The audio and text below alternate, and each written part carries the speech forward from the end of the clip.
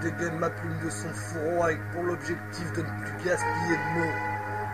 Animé par l'envie visée juste et de faire scintiller ma vérité de tous les clins qu'elle peut générer.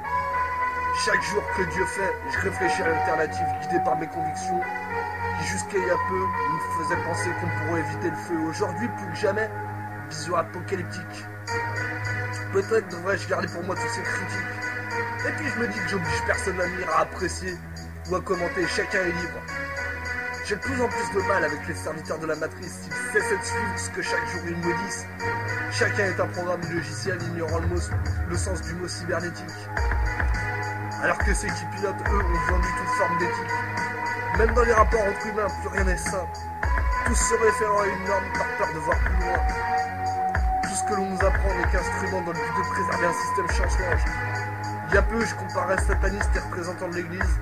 Forcé de constater que les affidés de Baphomet résistent là où les résidents du Vatican pratiquent la collaboration. La colonisation du démon est immense à l'image de ma dévotion. Le spirituel devenu objet de rituel matériel vendu en shekel. C'est aussi ahurissant que de vouloir mélanger vinaigre et miel. Que ça soit symbolisé par une burqa, la kippa ou la croix, est-ce à la fois?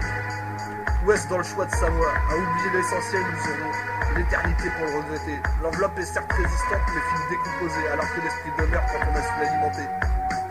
Vouloir manipuler d'une déconcertante facilité, un peu comme une télécommande, juste un bouton à appuyer.